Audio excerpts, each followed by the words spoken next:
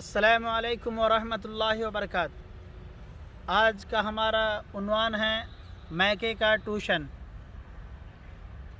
लोग मायके के ट्यूशन से इतना ज़्यादा नुकसान उठा रहे हैं कि ज़िंदगियां जहन्नम बन जा रहे हैं और कई लड़कियों के तलाक़ हो रहे हैं।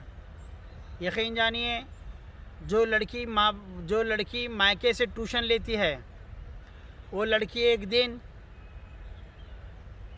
तलाक़ की डिग्री भी ज़रूर हासिल करती है। इसलिए आज हम आपके सामने एक ऐसा मसला लेकर आए हैं, ऐसे मसले पे हम बात करेंगे जिसकी वजह से ज़िंदगी में सुकून आ जाए।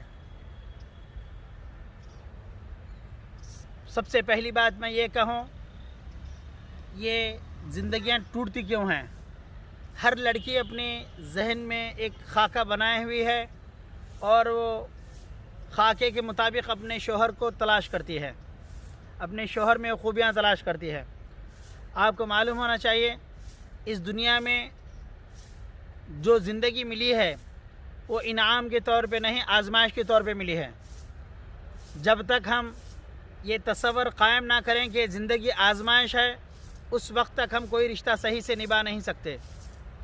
हर लड़की ये चाहती है कि उसके ख़यालात का ख़याल रखने वाला उसको शौहर मिले, और हर लड़का ये चाहता है कि उसके ख़याल और उसके जज्बात का ख़याल रखने वाली लड़की मिले। मगर ये दोनों की सोच भी गलत है, क्योंकि यहाँ पे खुदा ताला ने आपको ज़िंदगी जो दी है वो इनाम के तौर पे नहीं, इम्तिहान के तौर पे दी है। हर लड़की आम तौर पे ये सोचती है कि मैं जैसा चाहती थी मुझे वैसा शौहर नहीं मिला। हर लड़का ये चाहता है कि मैं जैसा चाहता था वैसी मुझको लड़की नहीं मिली। लड़की अपने तौर पे और लड़का अपने तौर पे दोनों दिमाग में ख़राबियाँ लिए जीते हैं। बात बढ़ते बढ़ते बात यहाँ तक बढ़ जाती है कि वो तलाक़ के नौबत तक आ जाती है।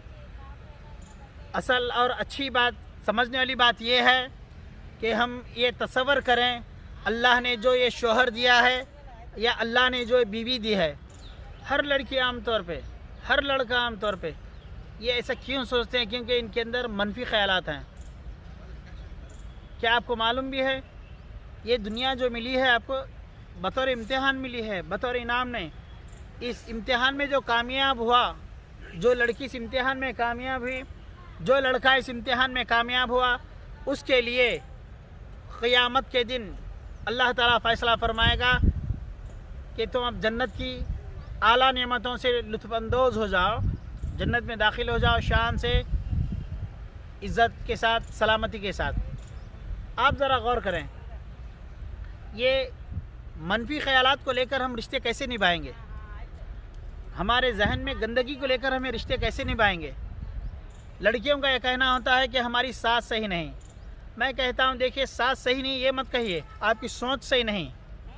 आप अपनी सोच को सही कर लीजिए, आप अपनी सोच को सही कर लीजिए। आप कहती हैं कि नंदन सही नहीं है, मैं कहता हूँ आपकी सोच को सही कर लीजिए। आप कहते हैं कि मेरे शौहर मेरे साथ सही नहीं है, मैं कहता हूँ कि आप अपनी सोच को सही कर लीजिए। बुरा मत मानिए मैं जो कह रहा हूँ। आपकी सोच को कैसे सही करें? याद रख लिए, आपकी सोच को सही करने का सबसे आला और सबसे बेहतरीन तरीक़ा ये है कि आप अपने जहन को कुरान की आयतों से वाश करते रहिए। आप कुरान को गहराई से पढ़िए तो आपको मालूम पड़ेगा ये जो रिश्ते हमारे सामने हैं हमारे लिए अज़ाब बनकर नहीं, या फिर हमारे लिए तकलीफ़ बनकर नहीं, वो हमारे लिए जन्नत की सीढ़ियाँ बनकर आए हैं। कब होगा ऐसा जहन? आप कुरान को पढ़ें गौर से। मैं कहता हूँ उस लड़की से, मैं कहता हूँ उस लड़के से, मैं कहता हूँ हर उस रिश्ते से, तुम रिश्ते का हक़ तलब करने के लिए कोर्ट के दरवाज़े या वकीलों की चौखटें मत पकड़ो। कोर्ट के दरवाज़े खटखटाएँ या फिर आप वकीलों के दरवाजे तक जाएं, तो ये आपकी अपनी कमज़ोरी है।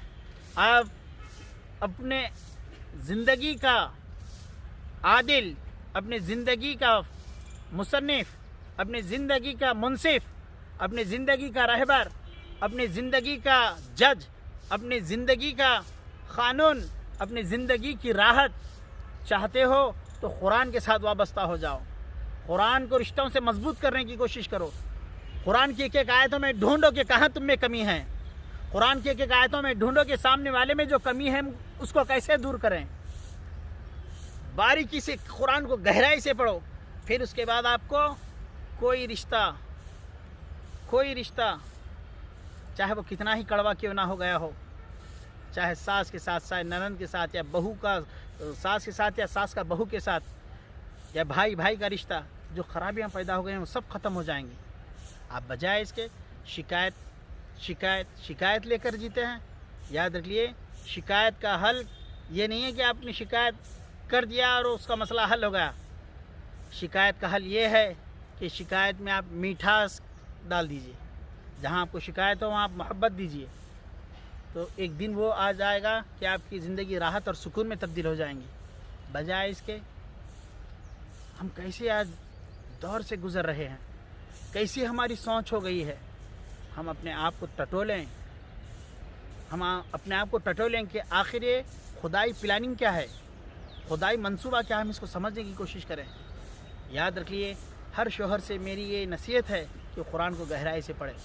ہر بھائی سے میری یہ نصیحت ہے کہ قرآن کو گہرائی سے پڑھے. ہر ماں بہن سے میری یہ ادبن گزارش ہے کہ قرآن کو گہرائی سے پڑھیں. وظیفے کو طور پہ پڑھتے ہیں، قرآن کو وظیفوں کے معنی میں پڑھتے ہیں.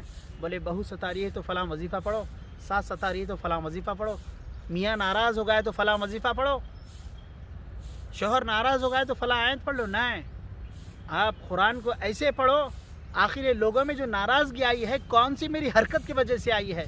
قرآن پڑھیں گے تو آپ کو اپنی غلطیاں نظر آئیں گے، اور جہاں خود اپنی غلطی رکھ لے کر ہم خود اپنی غلطی رکھ کر دوسرے سے اچھے کی امید کرتے ہوں، چاہتے ہیں کہ دوسرا سنور جائے، یہ ناممکن ہے. آپ قرآن پڑھیں گے تو قرآن آپ کو بنائے گا، آپ کو سنوارے گا. ایسے سنوارے گا غیر تو غیر، غیر تو غیر، غیر تو غیر، اپنے تو اپنے، غیر سے غیر میں بھی آپ میٹھاس بانٹنے والے بن جاؤ گے. قرآن پڑھنے کے بعد آپ کے اندر وہ خوبی پیدا ہو جائے گی. غیر سے غیر بھی آپ سے محبت اور شفقت کا معاملہ کرے گا. قرآن چھوڑو گے، قرآن میں غور نہیں کرو گے تو زندگی ویران اور برباد ہو جائے گی. آپ آئیے قرآن کی طرف آئیے، ایک خدا کی طرف آئیے، ہمارے آخر پیغمبر حضرت محمد صلی اللہ علیہ وسلم کی تعلیمات کی طرف آئیے. حدیث کو غور سے پڑھیے، پھر اپنی زندگی کو کامیاب بنائیے. مائکے سے ٹیوشن نہ لیجیے، قرآن اور حدیث سے ٹیوشن لیجیے. مائکے سے ٹیوشن لوگے تو زندگی جہنم بن جائے گی. قرآن حدیث سے آپ روزانہ ٹیوشن لوگے تو الحمدللہ آپ کی زندگی میں میٹھاس پیدا ہو جائے گی، اور آپ ایک دنیا میں کامیاب زندگی گزارو گے، اور کبھی آپ کو کسی سے شکایت اور نفرت نہیں ہوگی. محبت سیکھو، محبت بانٹو. السلام علیکم ورحمۃ اللہ وبرکاتہ.